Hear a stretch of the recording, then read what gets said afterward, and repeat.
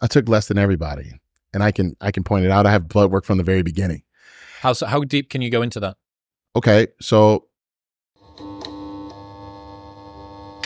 what's up, desktopers? Xavier Wills here for Desktop Bodybuilding, and we are back for another video. And today we're discussing a recent interview that Phil Heath did with Chris Williamson discussing PED usage, his first cycle, the most testosterone he's ever used, plus Phil's favorite PEDs. So I'm going to be reacting to that part of that interview right now. So let's get into it. Wow, if I keep pushing like this, I'm concerned about what this is going to do for my health over the long term.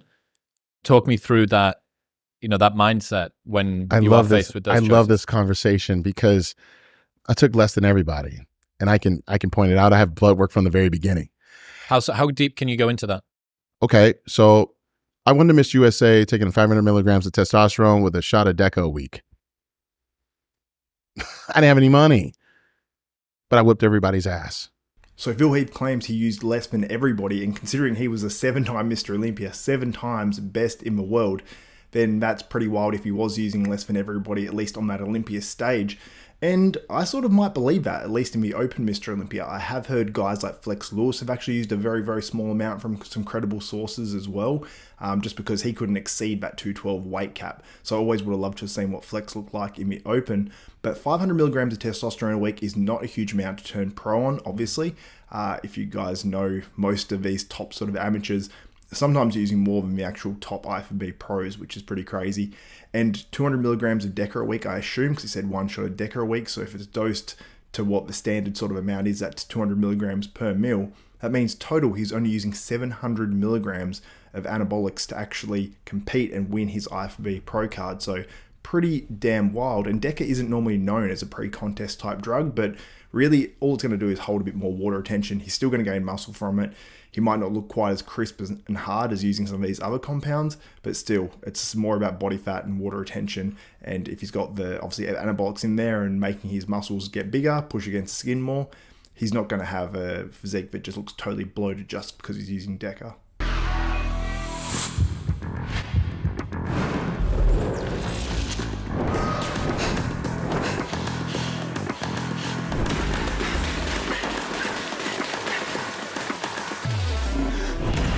Didn't take growth hormone until my second Arnold Classic. How deep are we in there? I turned pro in 05. We're talking about 2008. I had already won 2 pro shows, and now I decided to take growth hormone for the first time. And you're still running 500 milligrams a test? No, I was probably doing like 750. Yep. Very minimal stuff. So, first time you used GH was between the 2007 Arnold Classic and the 2008.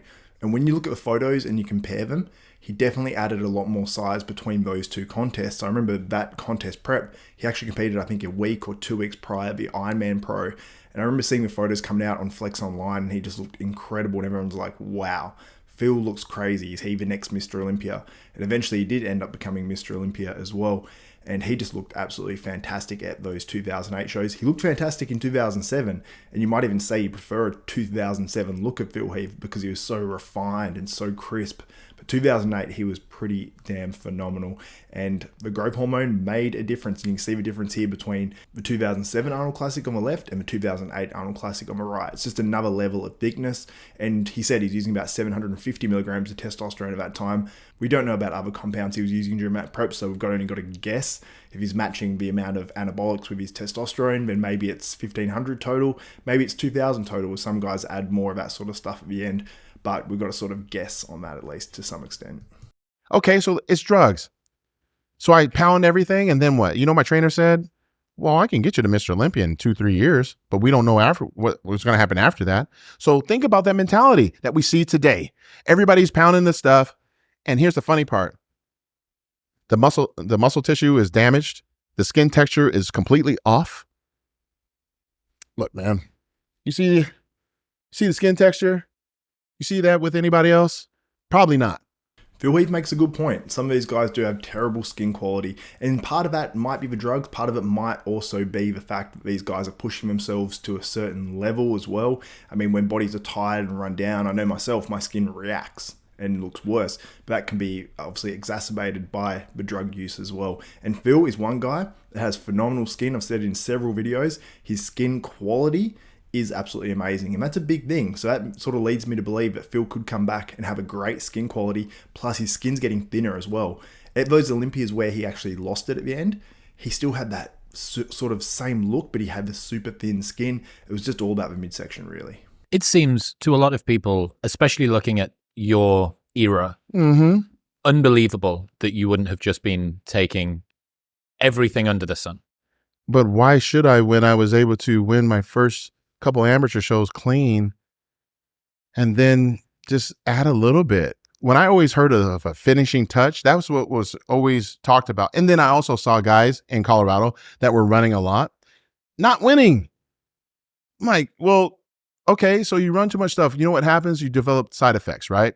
I just have to appreciate that it feels, that was classic. But he makes a good point. I mean, if you're using X amount and guys are using 4 times more than you, which honestly would not surprise me because Phil Heath has crazy genetics and you hear a wide range of how much guys actually take out there, that why would he take more? Why would he go to extreme levels if he's getting the job done, especially at those levels? Obviously, once you want to try to win the Olympia, maybe you go a little bit more, and that's probably when Phil did take more. But if you're getting it done at the level you're at, then why not?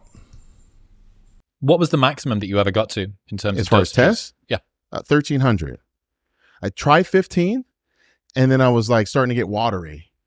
And then I remember, no, I did 15. So I was at 13. Then I was like, let's do 15. And then like another dose later, you know, like another week goes by and I was like, all right, 17 and 5 or whatever. I think because it was like all sustanon and shit like that.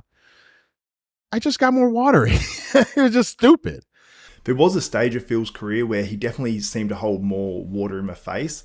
And I always wondered if this was insulin usage, if this was higher amounts of gear, or what it actually was, or if it's just an age thing where his face wasn't getting as refined later in his career, or was it growth?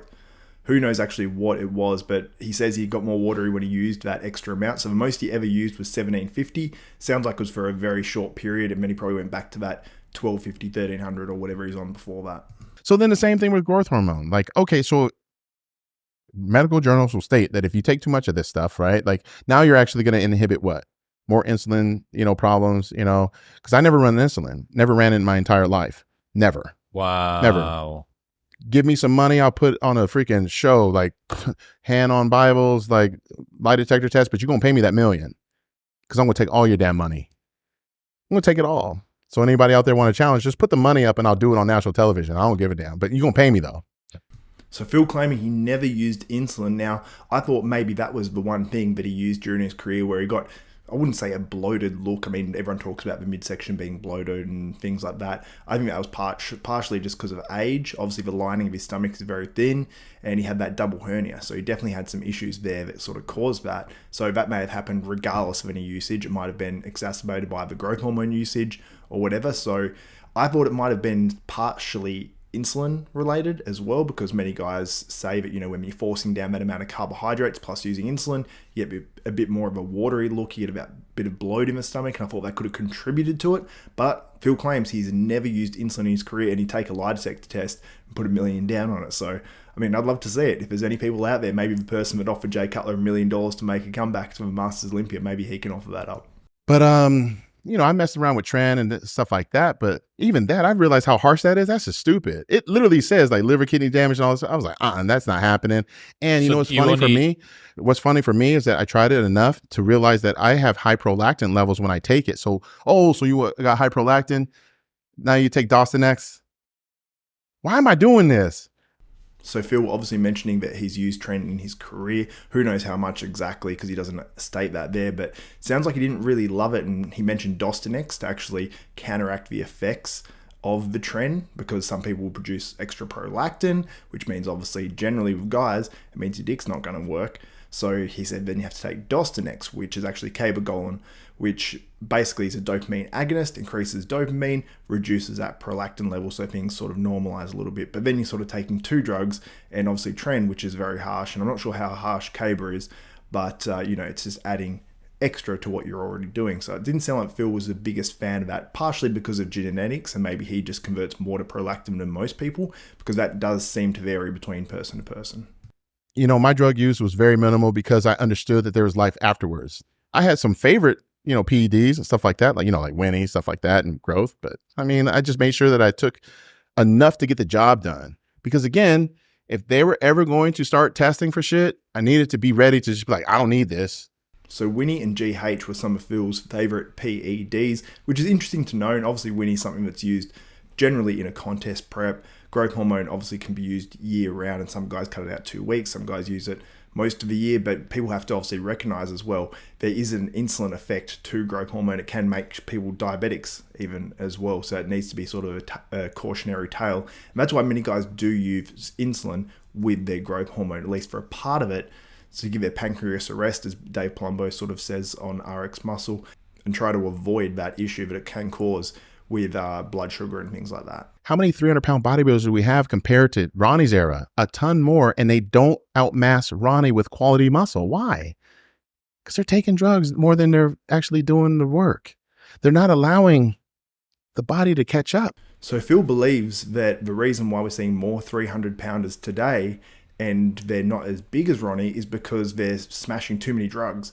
Now, I believe we're actually moving to a bit of an era where some of the guys are a bit more cautious with their usage as well. Maybe they're using other things. I hear they're using higher anabolics and less testosterone and things like that to reduce water retention, and maybe even to reduce some side effects to some of the higher levels of test. But I think it's a little less than it used to be. I remember in Ronnie's era where everyone was blowing out trying to get as big as possible. Fuad Abiad's talked about that, where many guys were just it was bigger the better. And there's many guys back there that were very, very big but didn't have super refined physiques. And there were some 300-pounders out there. Now we have a few tall guys today like Andrew Jacks, Samson Dowder, Mikkel Krizo, that if they're going to be competitive on a Mr. Olympia stage, they need to be 300 plus pounds in their off season, no doubt about it. So that's sort of an inevitability of that. But we do have guys like Nick Walker. He did get close to 300 pounds. I will say that. He's a mass monster. But you got Derek Lunsford, who's not getting close to 300. You got Hardy Chupin, who's not. Brandon Curry, who's not getting to 300, but he's obviously very big as well. So there might be some truth to that. I'm not too sure. You guys can let me know what you think in the comments below, and let me know what you thought about this entire video as well. Do you believe that Phil Heath didn't use insulin throughout his career? Do you believe the amounts he tells you guys as well? And yeah. What do you think about Phil's comments on why there's more 300-pounders today? Anyway, guys, hope you enjoyed this video. If you did, give the video a thumbs up, smash that like button, also subscribe and hit the notification bell button. That way you'll be notified of every video that goes up from myself, Xavier Wills at Desktop Bodybuilding. So for Xavier Wills, this is Desktop Bodybuilding, and we are out.